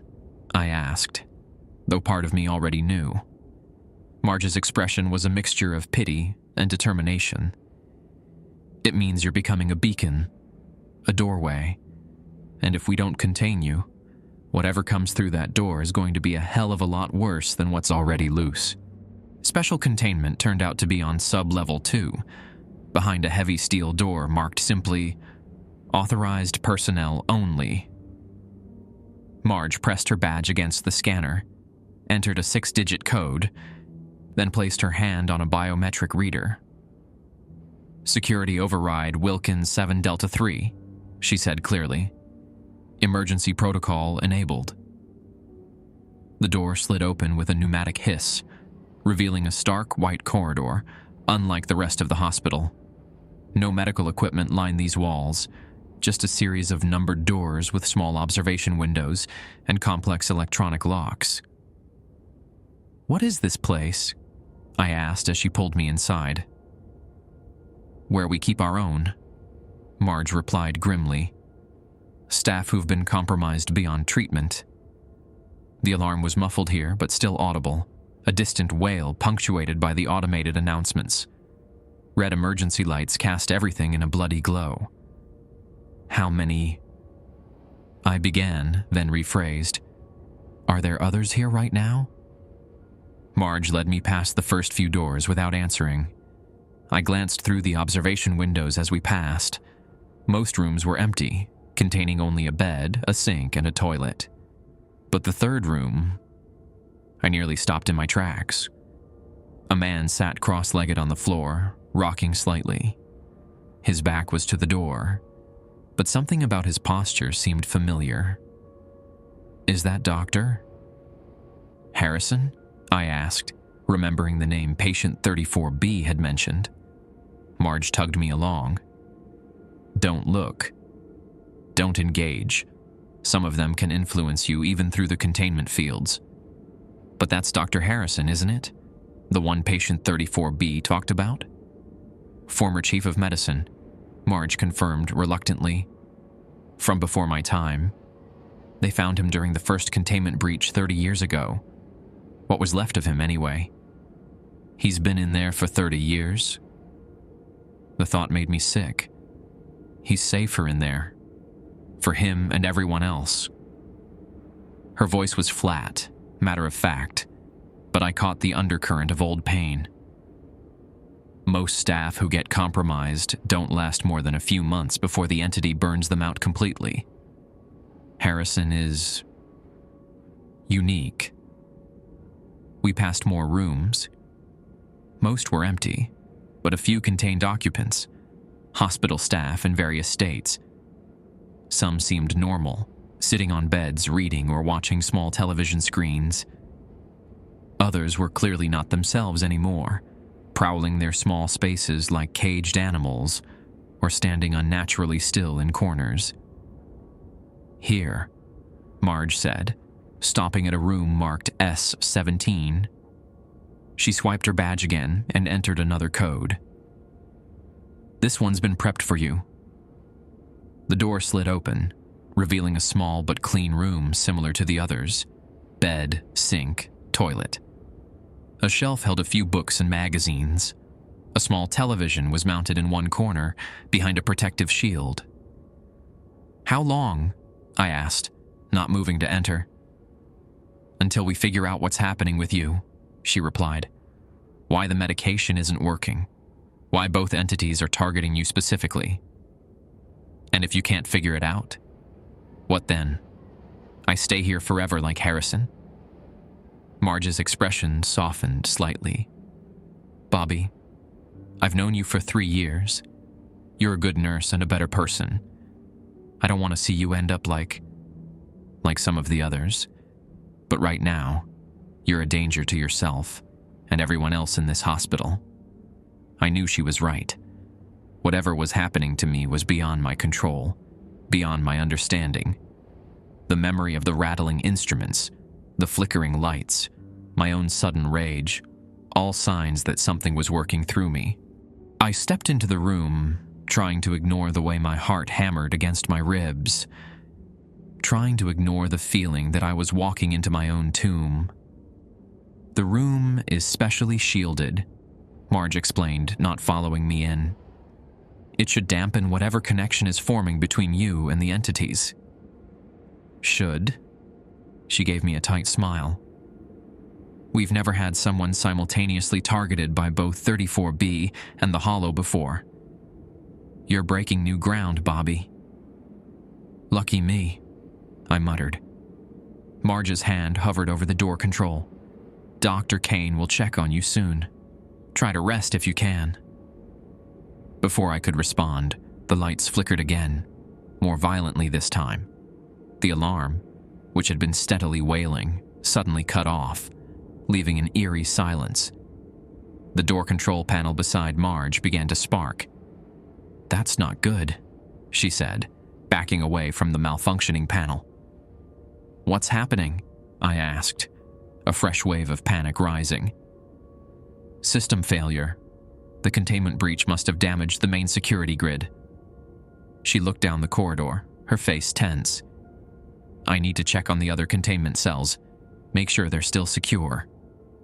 "Wait," I called as she turned to leave. "What about me? What if the door locks?" "It won't," she assured me. "System failures default to manual override. You'll be able to open it from inside if necessary, but, Bobby..."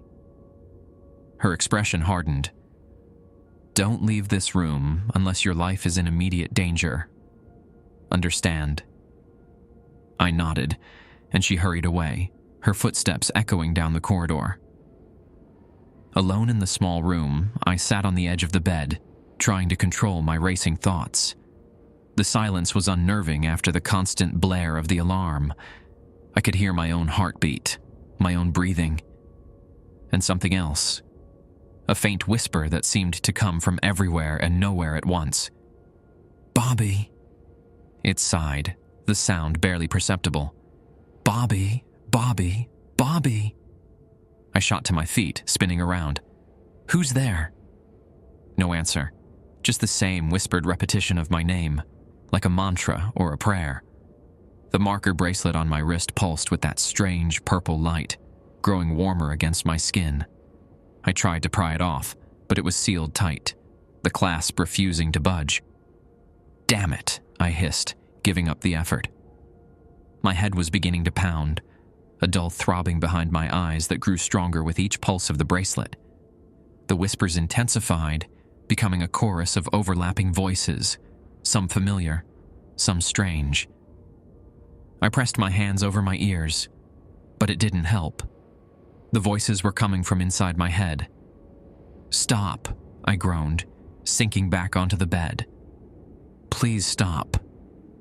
The television in the corner suddenly switched on, flickering with static. Through the snow of interference, a face began to form. Not a broadcast, but something pushing through from somewhere else. The face solidified, and my blood ran cold. Tommy stared at me from the screen, just as he had in my dream, 12 years old forever, water streaming from his hair and clothes. "You left me there," he said, his voice distorted by the static. "You watched me drown." "You're not real," I said through gritted teeth. "You're not Tommy." "Part of me is," the thing on the screen replied, using the same words from my dream. "The part that remembers you, big brother." The image flickered, changing briefly to patient 34B's bland human face before returning to Tommy's. The transition was so quick, I almost missed it. "What do you want from me?" I demanded. "To finish what we started," not Tommy said. "At the lake. You need to go back there, Bobby. Back to where it all began." "I'm not going anywhere," I declared, though my conviction was wavering under the relentless pounding in my skull.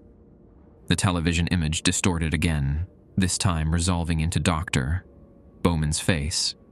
Blood streaked from a gash on his forehead, and his eyes were wide with panic.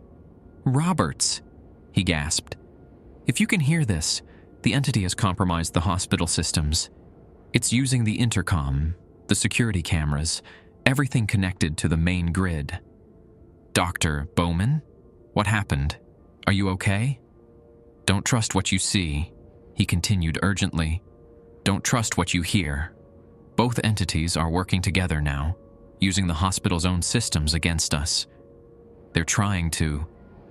His image flickered, replaced momentarily by static, before Tommy's face reappeared, smiling now. "Poor Dr. Bowman," he said, shaking his head. "He tried so hard to stop us, but he never understood what we really are." The image changed again, showing a corridor where staff members ran in panic as darkness flowed along the ceiling and walls like living ink. I recognized the location, the main corridor on sub-level 1, not far from the safe rooms. "You see what's happening?" Tommy's voice asked over the footage. "They can't stop it. Not without you." The scene shifted again, showing Marge frantically trying to secure one of the doors in special containment. The lock mechanism sparked and failed, and the door slowly opened to reveal a figure standing in the darkness within. Dr. Harrison, his back still turned. "Marge!" I shouted uselessly. "Behind you!" On screen, Marge sensed the presence and turned. Her face contorted in fear as Dr. Harrison's head rotated 180 degrees to face her, his neck twisting impossibly. His features were blurred, as if constantly shifting beneath the skin. The screen went black. The silence in my small room felt oppressive, weighted with dread. "She'll die," Tommy's voice said from the darkened screen. "They'll all die. Unless you help us." My bracelet burned against my skin now, the purple light pulsing in sync with the throbbing in my head. I could feel something building inside me, a pressure that threatened to split me open from within. "What do you want me to do?" I whispered, desperation overriding caution. The television flickered back to life, showing a map of the hospital. A route illuminated in red, leading from special containment, through the service corridors, to the main elevator. "Come to us," Tommy's voice urged. "Come to room 13. We'll explain everything there." Every instinct screamed that this was a trap, that I was being manipulated. But what choice did I have? Marge was in danger. Dr. Bowman was injured or worse. The entire hospital was under attack. And somehow, I was the key to all of it. I approached the door, hesitating with my hand over the manual release. Marge had told me not to leave unless my life was in immediate danger. But what about everyone else's lives? With a deep breath, I pulled the emergency release. The door slid open, revealing the empty corridor beyond. The red emergency lights cast everything in crimson shadows, making the white walls look like they were bleeding. As I stepped out of the room, my bracelet's purple glow intensified, casting an eerie light ahead of me. The whispers in my head grew louder, more insistent. "This way," they urged. "Hurry." I followed the route that had been shown on the television, moving as quietly as possible. The hospital seemed deserted now, everyone either evacuated or hidden in safe rooms. The only sounds were my own footsteps and the distant, muffled crashes and bangs of the ongoing chaos. At one junction, I paused, hearing voices ahead. I pressed myself against the wall, peering cautiously around the corner. 2 security guards stood blocking the corridor, weapons drawn. They were arguing, their voices tense. "We need to get to the upper levels," one insisted. "This whole place is coming apart." "Orders are to maintain position," the other replied. "No one gets through, especially not staff showing contamination." I glanced down at my glowing bracelet. There was no way I could get past them unnoticed. I was about to retreat and find another route when a strange calm descended over me. "Let me handle this," a voice whispered in my mind. Not Tommy's voice this time, but one eerily similar to my own. Before I could resist, I felt my body moving forward of its own accord. I stepped into view, facing the guards. "Halt!" one shouted, raising his weapon. "Stay where you are." My lips moved, but the voice that came out wasn't entirely mine. "You don't see anything concerning," it said smoothly. "I'm authorized personnel responding to the emergency." The guards' expressions went blank. Their weapons lowered slowly. "Authorized personnel," one repeated dully, "responding to the emergency." "You'll let me pass," my voice continued. "Then you'll forget you saw me." They stepped aside in unison, their movements mechanical. I walked between them, a chill running down my spine at how easily they'd been influenced. Once past them, I felt control return to me. I wanted to run, to find someone who could help me fight whatever was happening, but the pressure in my head increased painfully every time I tried to deviate from the path to room 13. "Almost there," the whispers encouraged. "Almost home." The elevator at the end of the corridor was operational despite the emergency. As I approached, the doors slid open on their own, inviting me in. "Don't do this," a small, rational part of my mind pleaded. "Don't go to them." But my feet carried me forward anyway, into the elevator. The doors closed behind me, and I felt the car begin to descend, taking me down to room 13, taking me to patient 34B and the hollow, taking me home. The elevator doors opened to a scene of devastation. The normally sterile corridor of sublevel 2 was in ruins. Ceiling panels torn down, medical equipment scattered across the floor, and dark, viscous fluid splattered across the walls. The emergency lights flickered intermittently, plunging sections of the hallway into darkness every few seconds. I stepped out cautiously, my enhanced bracelet casting its purple glow ahead of me. The air felt heavy, charged with an energy that made the hairs on my arms stand on end. "Hello?" I called out, my voice echoing down the empty corridor. "Is anyone here?" No response, just the distant sound of metal groaning and occasional electrical sparks from damaged equipment. According to the map I'd seen on the television, room 13 was at the far end of the west wing. I began making my way in that direction, careful to avoid the debris littering the floor. Each step closer to my destination made the pressure in my head build, as if something were pushing against the inside of my skull, demanding release. As I rounded a corner, I came across the first body, a security guard lying face down in a pool of blood. I knelt beside him, checking for a pulse out of professional habit, though I knew from the unnatural angle of his neck that he was beyond help. More bodies appeared as I continued. Nurses, doctors, orderlies. Some showed signs of violent struggle, while others looked as if they'd simply collapsed where they stood. I recognized faces among the dead, colleagues I'd worked with for years, now still and silent on the cold floor. The guilt was overwhelming. Whatever was happening, I was part of it somehow. The entities had targeted me specifically, used me as some kind of conduit or catalyst. "Not your fault," whispered a voice that sounded like Tommy but wasn't. "They would have died anyway. Everyone dies eventually." "Shut up," I hissed through gritted teeth. Get out of my head. A chuckle echoed in my mind. Too late for that, Bobby. We're already in too deep. I reached a junction where the corridor split in two directions. The left path was dark. The emergency lights completely failed. The right was illuminated, leading toward the main werewolf ward, away from room 13. Without conscious decision, my body turned left, drawn toward the darkness.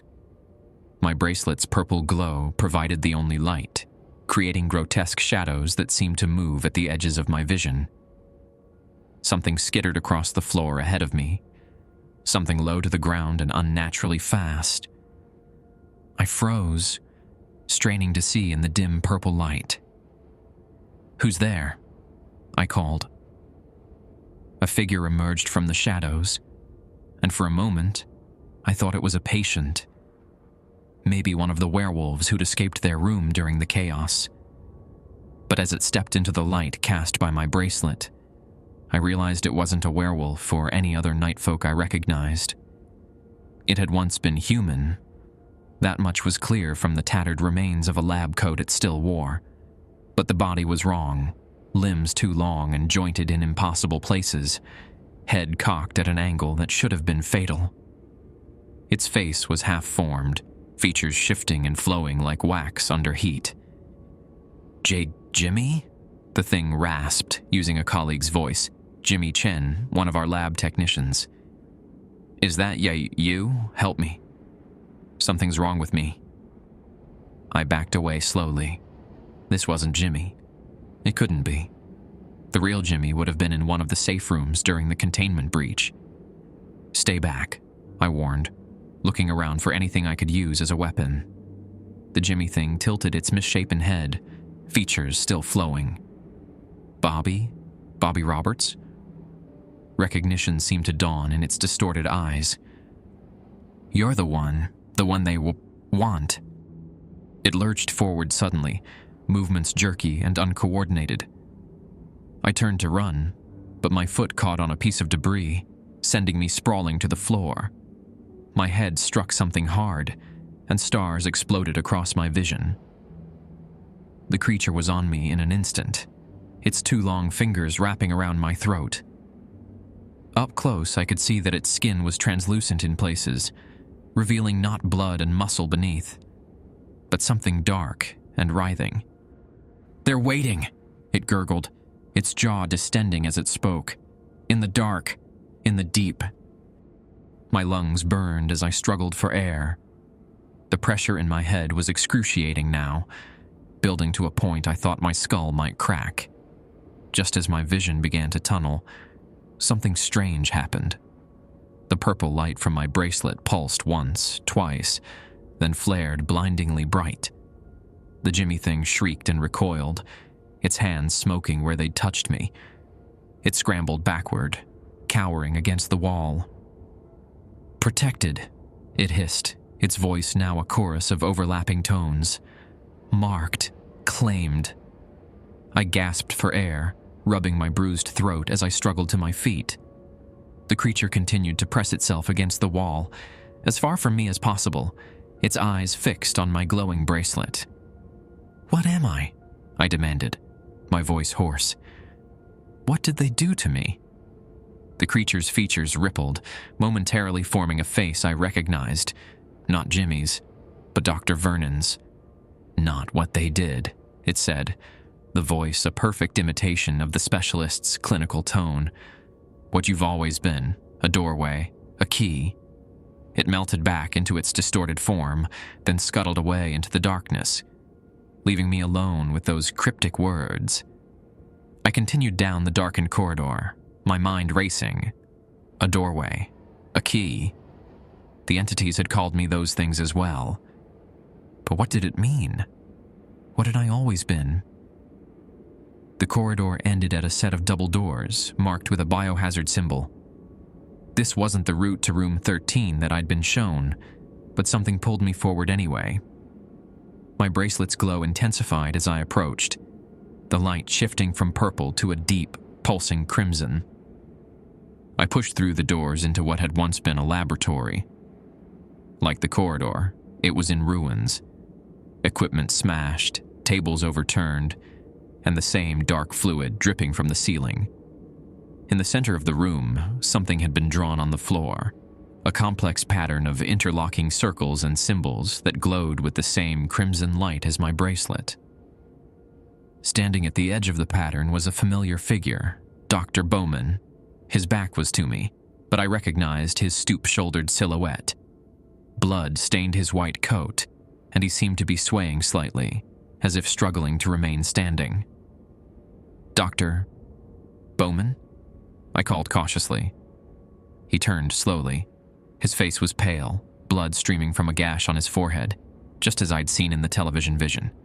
But his eyes were solid black, like polished obsidian. Patient 34B's eyes. "Bobby," he said, his voice a disturbing blend of Bowman's and 34B's. "You came. Good boy." I took a step backward. "You're not Doctor Bowman."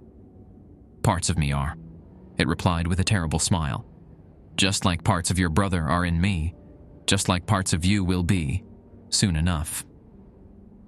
From the shadows behind Not Bowman, something massive stirred, a shapeless darkness that seemed to absorb what little light there was. The hollow. It moved with liquid grace, flowing across the floor toward the glowing pattern. "What is this?" I asked, gesturing to the pattern. "What are you doing?" "Finishing what was started long ago," Not Bowman replied. "Creating a permanent doorway between worlds. Your world and ours. And you need me for that?" "Why?" "Because you're the last piece." Not Bowman pointed to a blank space in the center of the pattern. "The final component. The one we've been waiting for." "I won't help you," I said firmly, though my feet seemed rooted to the spot, unable to retreat further. Not Bowman laughed, a sound like breaking glass. "You already have. Every rule you followed, every protocol you maintained, all of it leading to this moment." He spread his arms wide. "Why do you think the hospital has those rules in the first place? To protect you?" "No, to prepare you." My mind reeled. "Prepare me for what?" "Convergence," a new voice announced from behind me. I spun to see Director Holt standing in the doorway, flanked by two figures in what looked like hazmat suits, but made of some strange, metallic fabric. She herself wore a form-fitting suit of similar material, her silver-streaked hair pulled back severely. "Director," I gasped. "Thank God. These things, they've taken over Dr. Bowman. They're trying to—" "I know exactly what they're trying to do, Nurse Roberts." She cut me off, her voice cold. "They're trying to complete the ritual we've spent 50 years preparing, and you're going to help them do it."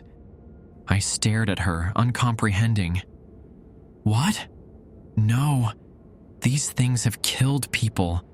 They've destroyed the hospital." "Necessary sacrifices," Holt replied dismissively. "Do you think we built this facility just to treat night folk? That was merely a convenient cover. The true purpose has always been this moment. This convergence." The two figures beside her moved forward, reaching for me with gloved hands. I tried to back away, but Not Bowman was behind me, and the hollow had completely surrounded the glowing pattern, cutting off escape. "I don't understand," I pleaded. "Why me?" "What convergence?" "You had the right bloodline," Holt explained matter-of-factly. "The right genetic markers. We've been watching you since you were a child, Bobby. Since the day your brother drowned in that lake." The pressure in my head spiked at the mention of Tommy. Flashes of memory surfaced, not just of the drowning, but of afterward. Men and women in suits asking questions. Medical tests that my mother had insisted were routine. Foster homes after she disappeared, each one stranger than the last. "You've been manipulating my entire life," I realized with growing horror. "All of this, my job here, patient 34B, all of it, was planned. Not all of it. Not Bowman said from behind me. Some things even they couldn't control, like how strongly you would respond to our call, how perfectly you would serve as a vessel. The suited figures grabbed my arms, their grips like iron despite my struggles. They began dragging me toward the center of the pattern, toward the hollow that waited like a pool of living darkness. "Don't fight it, Bobby," Holt urged. "Embrace your purpose. You're going to be part of something magnificent. The first true bridge between worlds." As they pulled me forward, my enhanced bracelet's crimson glow intensified until it was painfully bright. The symbols in the pattern responded, pulsing in sync with it. The hollow seemed to rear up, forming a towering wave of darkness that loomed over us all. Not Bowman stepped into the pattern, his form beginning to distort and shift, black eyes fixed on mine. "We're going to be together, Bobby. Just like you and Tommy were supposed to be. Forever." I struggled against my captors with renewed desperation, but their grip was unyielding. They dragged me to the center of the pattern and forced me to my knees. The hollow began to flow over my legs, an icy coldness that burned like frostbite wherever it touched. "Please," I gasped, looking up at Holt. "Don't do this." Her expression remained impassive. "The convergence must happen, Bobby. It's been written since before any of us were born." The hollow continued to envelop me, rising to my waist now. Not Bowman approached, extending a hand that was no longer entirely human, fingers elongating into talons. "Time to come home, little brother," he said in Tommy's voice. "Time to drown with me." As his hand reached for my face, a deafening explosion shook the room. One of the walls blew inward, showering us with concrete and metal. Through the dust and debris, figures emerged. Hospital security, but armed like a military unit. "Get down!" a familiar voice bellowed. Clint Reeves stood in the breach, wielding what looked like a flamethrower. Behind him came Marge, Doctor, Kane, and a dozen others, all armed, all wearing modified marker bracelets that glowed intense blue. "Fire in the hole!" Clint shouted, before unleashing a torrent of flame directly at the hollow. The darkness shrieked, a sound that existed more in my mind than my ears, and recoiled from the fire. My captors released me, turning to face the new threat, but they were immediately cut down by precise gunfire from Marge and the others. "Bobby!" Marge shouted over the chaos. "Get out of the pattern!"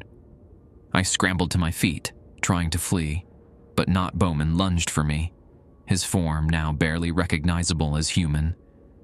"You won't escape us," he snarled, his voice a distorted chorus. "You belong to us."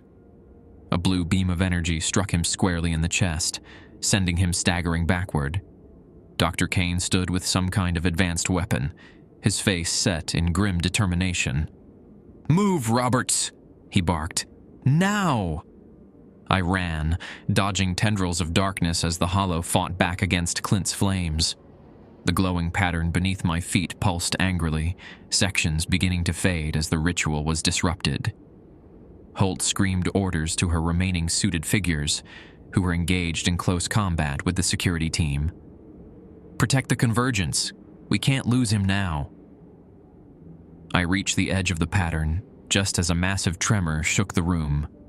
Cracks appeared in the floor and walls, widening rapidly. The ceiling began to collapse, huge chunks of concrete falling into the pattern.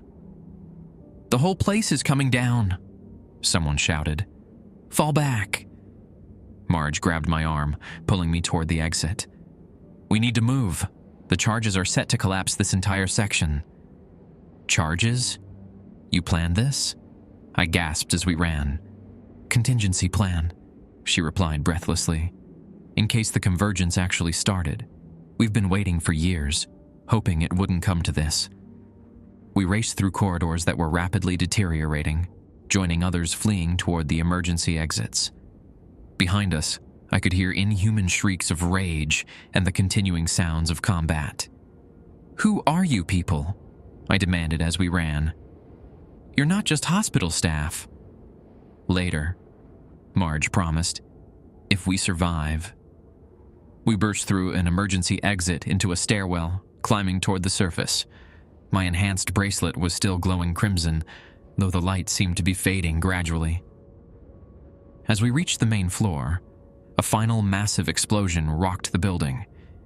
The stairwell behind us collapsed entirely, dust and debris billowing upward in a choking cloud.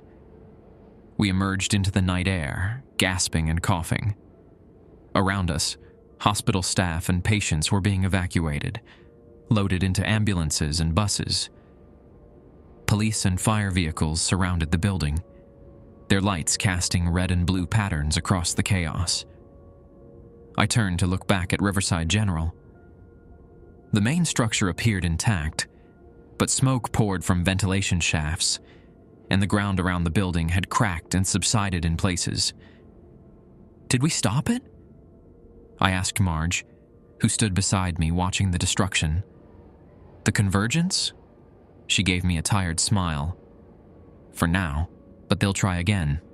They always do." "Who will? Holt? Patient 34B?" "All of them," she replied grimly.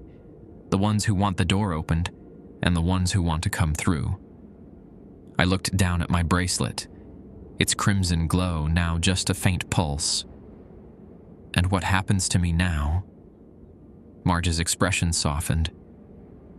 "That depends on you, Bobby. On which side of the door you want to stand." 3 months later, I stood at the shore of Hawkins Lake, watching the sunset paint the water in shades of orange and gold. The air was crisp with early autumn, leaves just beginning to turn on the trees surrounding the quiet water. I hadn't been back here since Tommy drowned 20 years ago. The place looked smaller than I remembered, less imposing. The wooden dock where we used to fish had been replaced with a newer one, but otherwise time seemed to have left this place untouched. "Thought I might find you here," came a voice from behind me. I turned to see Marge approaching, hands tucked into the pockets of her jacket. She looked different out of uniform, more human somehow, less the stern charge nurse I'd known for years. "How'd you know where to look?" I asked. She tapped her wrist, where a slim blue bracelet glowed faintly. I glanced down at my own, identical to hers now, the crimson long faded. "Perks of the job," she said with a small smile. "Or burden, depending on how you look at it." After the destruction of the sub-levels of Riverside General, I'd been given a choice: walk away with my memories wiped, or join what Marge called the real work. The organization had no name, at least none she would share with me. They operated in the shadows, monitoring and containing entities like Patient 34B and the Hollow, preventing convergences like the one that had nearly happened. I'd chosen to join, partly out of a desire to understand what had happened to me, and partly because I wasn't sure I could ever go back to normal life, knowing what I now knew. "Any word on Holt?" I asked, skipping a stone across the calm surface of the lake. "Still in the wind," Marge replied, "along with about half of the board of directors. We've identified cells in 3 other hospitals across the country. Clint's team is dealing with them." I nodded, not entirely surprised. The conspiracy had run deeper than any of us had initially realized. Doctors, administrators, government officials, all working toward the convergence, believing it would grant them power or knowledge or immortality, none of them understanding what would really come through if the door was fully opened. And Patient 34B? The Hollow? Contained. New facility, better safeguards. Marge joined me at the water's edge. But not destroyed. They can't be. Not completely. Not while the connection exists. The connection. My connection. Whatever made me a doorway, a key, It was still inside me, dormant but present. Dr. Kane's tests had confirmed it was genetic, passed down through generations of my family. Tommy had had it too. It might have been why he'd drowned that day, drawn to something beneath the surface of this very lake. "Do you think they'll try again?" I asked quietly. "They always do," Marge replied, echoing her words from that night. "But we'll be ready, and so will you." My training had been intense, learning to recognize the signs of infiltration, to resist mental influence, to use the marker bracelet as a tool rather than just a shield. I'd discovered abilities I never knew I had, ways to sense the entities before they fully manifested. "I still dream about him sometimes," I admitted. "Tommy, except it's not really him. The entities use our deepest connections, our greatest pain," Marge said gently. "That won't stop, but you can learn to tell the difference between their manipulations and your real memories." I took a deep breath of the cool lake air. "Is that why you brought me here? To face it?" "Partly," she acknowledged, "but also because it's time you knew the whole truth." She nodded toward the center of the lake. "About what's really down there." I followed her gaze to the still water, reflecting the darkening sky. "There's something in the lake?" "There's something under every lake, Bobby. Every cave, every deep place, waiting, calling. Most people can't hear it. But people like you and Tommy, you've always heard it, whether you realized it or not." A chill ran down my spine that had nothing to do with the evening air. "Is that why he drowned? Something called him in?" Marge nodded solemnly. "And it's been calling you back ever since. Patient 34B, the Hollow. They're just fragments, echoes of what lies beneath, what lies between worlds." I stared out at the peaceful lake, trying to reconcile its innocent appearance with the horror Marge described. Part of me wanted to turn and run, to forget everything again, but a deeper part knew she was right. I'd always felt drawn to this place, even while fearing it. "So what now?" I asked. "Now, you follow the rules," she said simply. "New rules, better ones, rules that protect rather than prepare." From her pocket, she produced a small leather-bound notebook and handed it to me. Inside, written in neat handwriting, was a list. 1. Never remove your marker bracelet. It is your identity, your shield, and your weapon. 2. Report any dreams or visions immediately, no matter how insignificant they seem. 3. Avoid bodies of standing water larger than a bathtub, especially at night. 4. If you hear your name called by a voice you don't recognize, do not respond and leave the area immediately. 5. Never look into a reflective surface for more than 30 seconds continuously. 6. If your bracelet changes color unexpectedly, activate the emergency protocol and proceed to the nearest safe location. 7. Remember, they can wear familiar faces, but they cannot reproduce love. This is how you tell what's real. I closed the notebook, running my fingers over its worn cover. "Will these keep me safe?" Marge smiled, but there was sadness in her eyes. "No, Bobby. Nothing can keep any of us completely safe, but they'll give you a fighting chance." As darkness fell over Hawkins Lake, we turned and walked back toward the parking lot, leaving the water and whatever lay beneath it behind. For now. The rules had changed, but the night shift continued, and I would be ready,